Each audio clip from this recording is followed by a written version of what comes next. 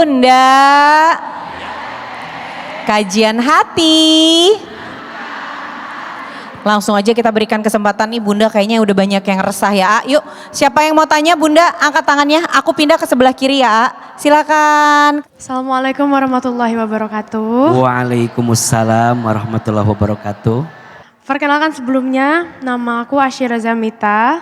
Dulu memulai karir, kebetulan satu sinetron sama Om Sandi dulu jadi anaknya ya. Di Cinta Fitri, ibu-ibu ada yang nonton? Iya, Cinta Fitri. Dulu aku berperan sebagai Nadine namanya, anaknya Miska. Kebetulan sekarang sudah berusia 24 tahun. Jadi kalau boleh cerita sedikit ya Pak Ustadz, biasa dipanggil Cila, pas masih kecil nama panggilannya Cila Irawan.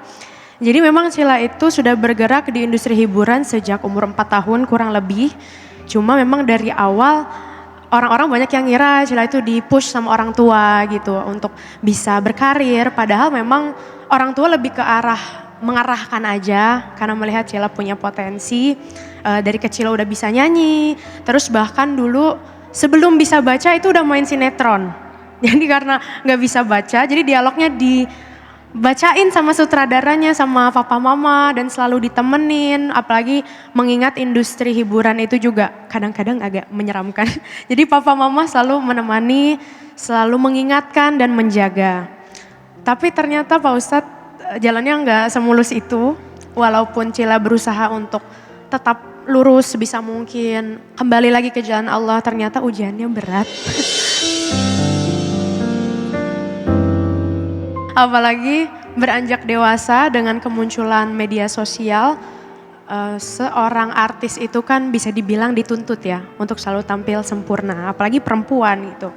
Nah, Cila ini secara fisik tidak terlalu tinggi, gitu, tidak merasa kurus juga. Dulu pernah ada cerita pas pertama kali casting film itu dijudge karena punya kumis, disuruh hapus, terus punya gigi gingsul, dibully sama netizen maupun sama orang-orang di belakang layar gitu.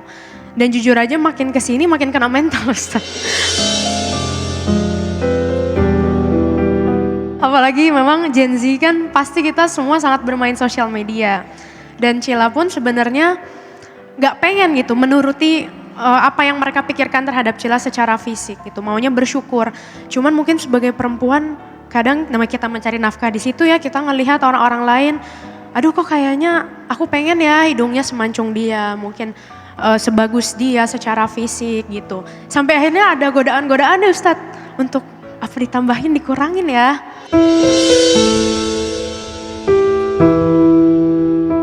Terus Cila juga pada saat itu sempat mengalami satu krisis identitas karena merasa menjadi perempuan feminin itu tidak sesuai dengan standar. Akhirnya Cila potong pendek gitu, potong pendek, dandanan tomboy, pakai sepatu karena nggak bisa pakai sepatu heels gitu. Waktu itu sempat menerima hujatan, dibilang menyalahi kodrat karena berdandan berbeda dengan perempuan yang lain. Terus pada akhirnya sempat down banget, sempat kena mental banget dan akhirnya Cila merasa tidak pantas untuk berada di industri ini.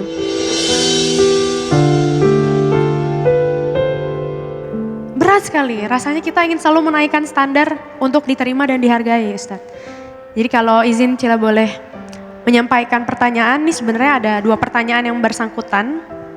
Pertama, menanggapi soal fenomena sosial media yang dimana perempuan itu seperti dituntut untuk menaikkan value diri melalui fisik untuk bisa dihargai lebih, itu bagaimana Islam memandangnya Ustadz? Dan pertanyaan yang kedua, kan kita sebagai perempuan pengen bercantik-cantik, pengen berdandan, upgrade, glow up lah kalau bahasa anak zaman sekarang.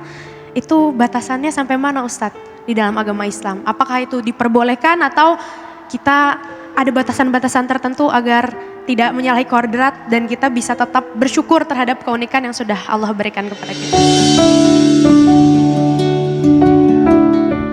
Bunda, ada 2 hal yang ingin coba Ahilman kuatkan. Yang pertama, Allah itu menciptakan setiap manusia dengan bentuk yang paling sempurna. Laqad khalaqnal insana fi ahsani taqwim. Sungguh kami menciptakan manusia dengan bentuk yang paling sempurna. Dan ingat, menghina ciptaan Allah berarti sama dengan menghina Allah. Karena Allah sebaik-baiknya pencipta, betul? Allah sebaik-baiknya yang menentukan. Allah al-musawwir, kalau melukis, menggambar dan menghadirkan sesuatu pasti yang terbaik. Allah al-khaliq, Allah kalau menciptakan sesuatu pasti yang terbaik. Allah al-qadir al-muqtadir, Allah kalau menetapkan sesuatu pasti ketetapannya yang terbaik. Maka mohon maaf, jangan pernah merasa insecure dengan apa yang Allah titipkan. Dan ingat, salah satu sebab kenapa kita kurang bersyukur dengan apa yang Tuhan berikan, salah satunya karena kita suka membandingkan diri kita dengan orang lain. Ingat ya, apalagi sekarang dengan standar media sosial, jangan mengukur bahagia rumah tanggamu dengan standar media sosial orang lain. Ingat, yang diposting di sosmed itu, yang dipamerkan dan dipamorkan. Pasti yang dilihat itu sesuatu yang enak-enak. Kita punya rumah tangga, lihat ada rumah tangga orang lain, romantis. Kok rumah tangga aku enggak ya? Padahal kita cuma lihat postingan dia 1 menit.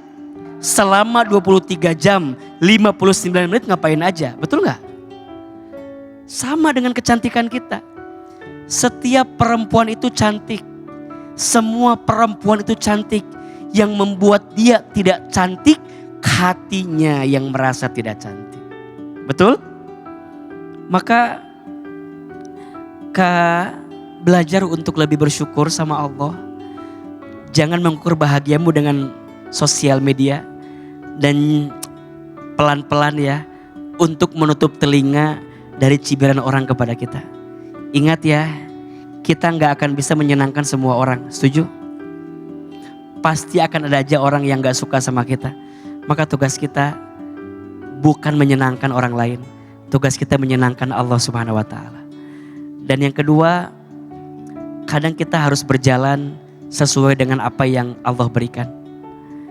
Dan bersyukurlah kakak untuk terus melangkah sampai hari ini. Bahagia itu sederhana, bukan dicari tapi diciptakan. Siapa yang menciptakannya? Kita sendiri. Untuk yang sudah pernah menyakitimu, maafkan, doakan, ikhlaskan. Percayalah, pasti ada kebaikan di ujung sana yang Allah siapkan. Dalam Islam ada namanya tabarruj. Apa namanya? Tabarruj. Tabarruj itu adalah berlebihan dalam berpenampilan.